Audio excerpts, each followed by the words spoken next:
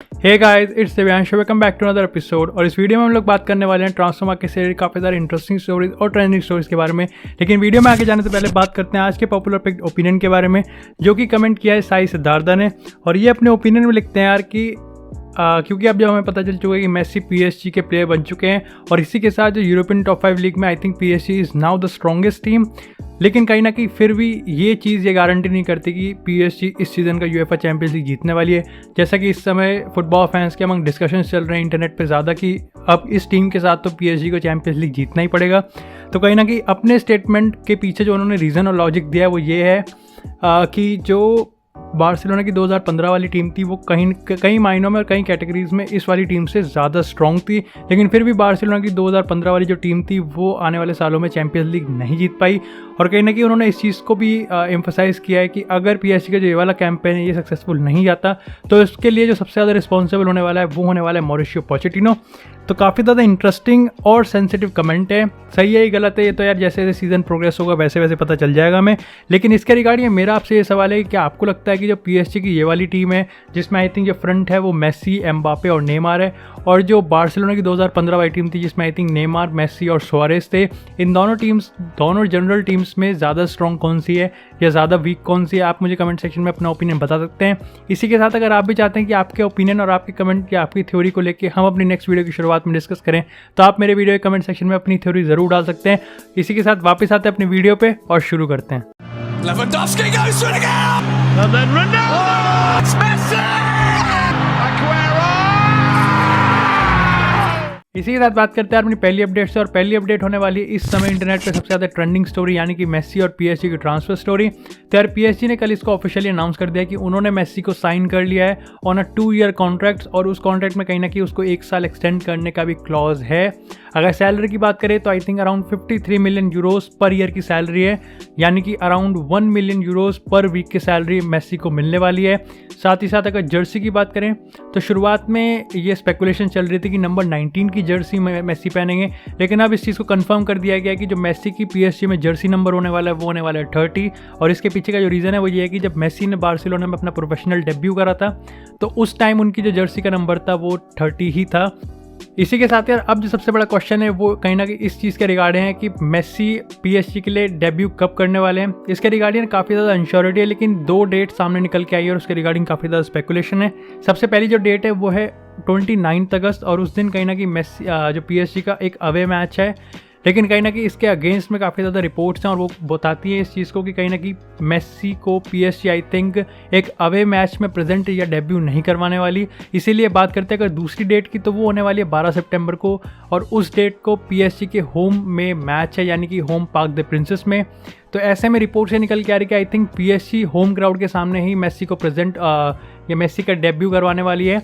और अगर वो डेट भी नहीं होने वाली तो उसके 2 दिन बाद ही यूएफए चैंपियंस लीग का पीएसजी का पहला ग्रुप स्टेज का मैचेस है, तो वो कंफर्म होने वाला है कि मेसी कहीं ना कहीं उस मैच में पार्टिसिपेट करेंगे।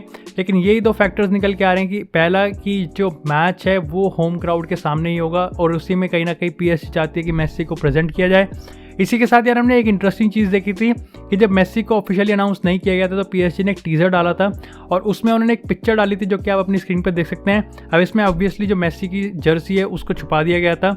यहाँ पे नेमार और एम्बापे की हम जर्सी देख सकते हैं। तो कहीं ना कहीं एक तरीके से ये इकोनॉमिक स्ट्रैटेजी भी थी, एक तरीके से मार्केटिंग भी थी पीएसजी की तरफ से कि वो दिखा रही है कि उनके पास अब ये डेडली ट्रायो है जिसमें मेसी, नेमार और एम्बापे है। लेकिन कहीं ना कहीं काफ़ी फीफा एनालिस्ट के हिसाब से ये एक तरीके से टैक्टिक्स भी थी और एक स्टेटमेंट भी था पीएसजी की तरफ से रियल मैड्रिड को, जो ये बता रहा था कि एम्बापे को लेके जो पीएसजी का स्टैंड है वो अभी भी नहीं बदला है। यानी कि पीएसजी अपना पूरी ताकत लगा रही है एम्बापे को कन्विंस करने में कि वो अपना जो फ्यूचर है उसको कमिट कर सके। लेकिन अगर मैं आपको अंदर की बात बताऊं तो वो यही है कि एम्बापे ने अपना जो डिसीजन है वो बना लिया है कि वो नेक्स्ट ईयर रियल मैड्रिड में जाएंगे एज अ फ्री एजेंट। और कहीं ना कहीं रिपोर्ट्स यहाँ तक भी बता रही हैं कि इस समर भी वो जाने के लिए कोशिश कर रहे हैं।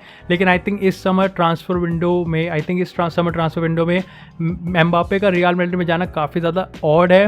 लेकिन भले ही चाहे यार पब्लिक में जो PSG का अपना स्टैंड है या स्टेटमेंट दे रही है वो कुछ और कह रहा हो, लेकिन अगर इन वर्स्ट केस सिनेरियो की बात करें तो जो PSG का बोर्ड है वो एक तरीके से ये मान के चल रहा है और वो चाहता है कि इवन इफ अगर in worst case scenario Mbappe real Madrid में जा भी रहे हैं तो वो इस समर ना जाए बल्कि नेक्स्ट समर चले जाएं, और चाहे फ्री ट्रांसफर पे ही चले जाएं, तो फ्री एजेंट चले जाएं। और उसके पीछे अगेन दो रीजन है, इकोनॉमिक फ्रंट और स्पोर्ट फ्रंट।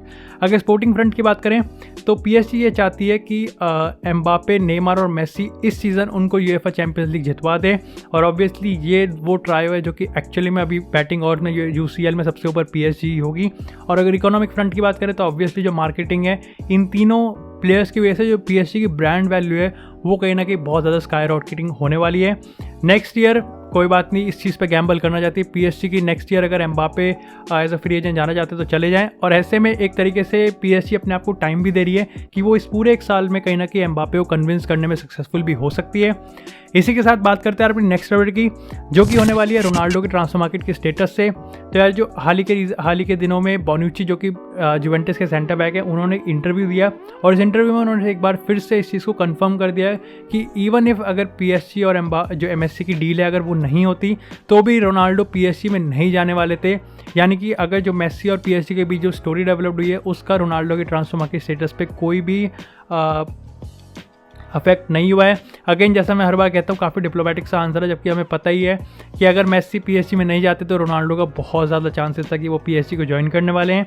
लेकिन इसी के साथ यार मैंने एक बहुत इंटरेस्टिंग चीज़ नोट करी है, जब भी कोई जुवेंटस से जुड़ा हुआ फिगर रोनाल्डो के रिगार्डिंग जो फ्यूचर के रिगार्डिंग कोई कमेंट करता है तो वो इस चीज़ को भी मेंशन करता है कि रोनाल्डो बहुत ज़्यादा इंपॉर्टेंट है, रोनाल्डो हमारे एक one of the best players in the world है, रोनाल्डो बहुत ज़्यादा क्रूशियल होने वाले हैं। लेकिन कोई ना कोई ये कमेंट नहीं कर रहा कि रोनाल्डो का नेक्स्ट ईयर कॉन्ट्रैक्ट खत्म होने वाला है तो क्या उसको रिन्यू करा जाएगा, क्या उनका स्टैंड है, क्या जुवेंटस का स्टैंड है। और कहीं ना कहीं इसी चीज़ के रिगार्डिंग जो एनालिस्ट है कहीं ना कहीं वो इस चीज़ को स्पेकुलेट कर रहे हैं कि ऐसे में हम ये कंफर्म मान सकते हैं कि रिगार्डलेस ऑफ द फैक्ट कि क्या परफॉर्मेंस रहने वाली है जुवेंटस की ऑन ऑल फ्रंट अब in the upcoming season, Ronaldo Juventus को नेक्स्ट सीजन छोड़ रहे हैं और ये फाइनल है।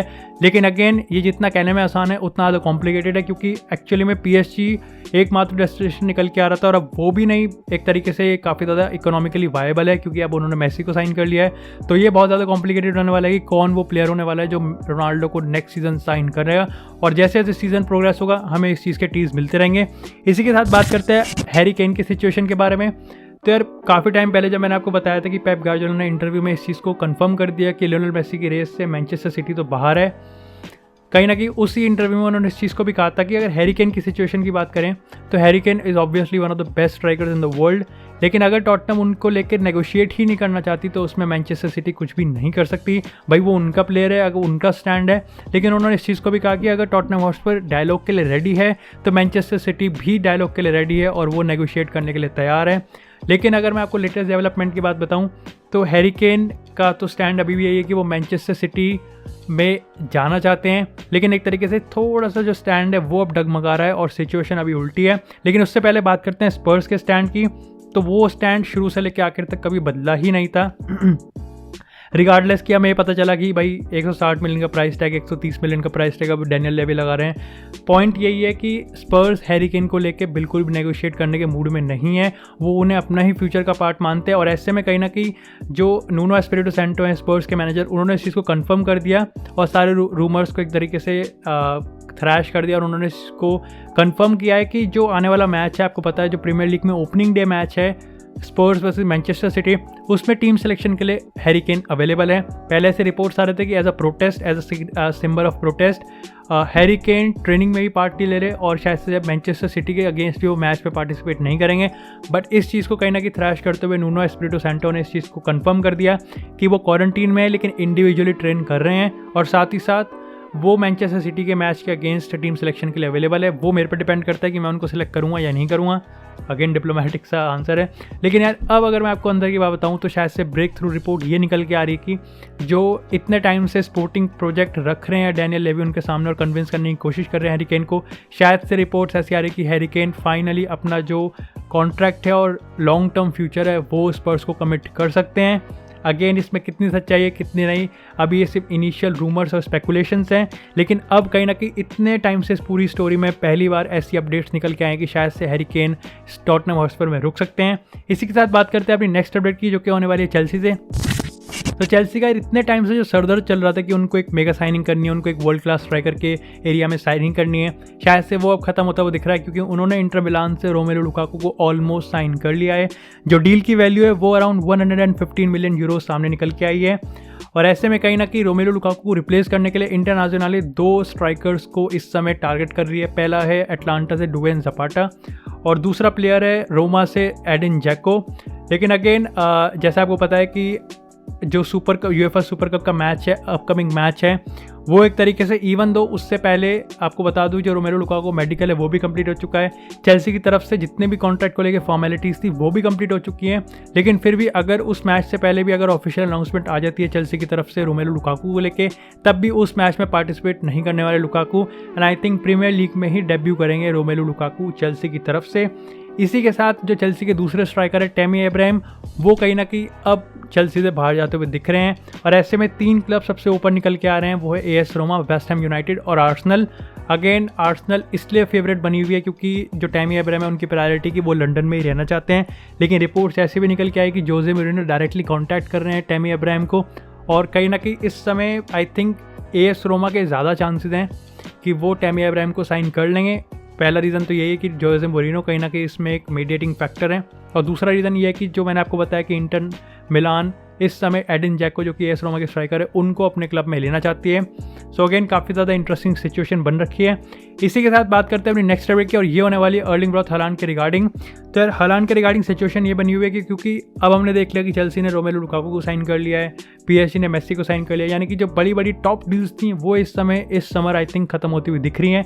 और ऐसे में कहीं ना कहीं हमें मान सकते हैं कि जो अर्लिंग ब्रॉट हालांड है वो डॉर्टमुंड में ही ये वाला सीजन स्पेंड करने वाले हैं। लेकिन इंटरेस्टिंग सिचुएशन ये भी बनी हुई है क्योंकि नेक्स्ट सीजन जब उनका 75 मिलियन रिलीज क्लॉज एक्टिवेट हो जाएगा तो उस टाइम उनको साइन करने के लिए रेस में कौन कौन से क्लब्स शामिल होंगे।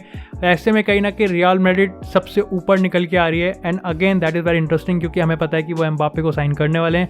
तो क्या हम ये मान के चले कि एम्बापे का ऑल्टरनेटिव हालांड है, या फिर एम्बापे के साथ ही रियल मैड्रिड हालांड को भी अपनी टीम में लेके आने वाली है?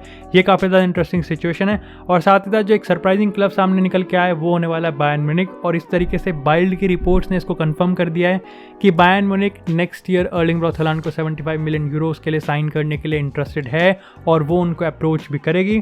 तो अभी के लिए यार इतनी सारी ट्रांसफर मार्केट से रिलेटेड यही थी मेरी तरफ से इंटरेस्टिंग और ट्रेंडिंग स्टोरीज। अगर आपको ये वीडियो इन्फॉर्मेटिव और इंटरेस्टिंग लगी हो तो आप वीडियो को लाइक करके चैनल को सब्सक्राइब कर सकते हैं। और साथ ही साथ अगर आप चाहते हैं कि आपके कमेंट या आपके ओपिनियन थ्योरी को हम अपने नेक्स्ट वीडियो की शुरुआत में डिस्कस करें तो आप मेरे वीडियो के कमेंट सेक्शन में अपनी थ्योरी लिख सकते हैं। इसी की तरह इस चैनल को सपोर्ट करें और स्टे ट्यून्ड रहें। तब तक के लिए stay safe and I will see you guys in the next.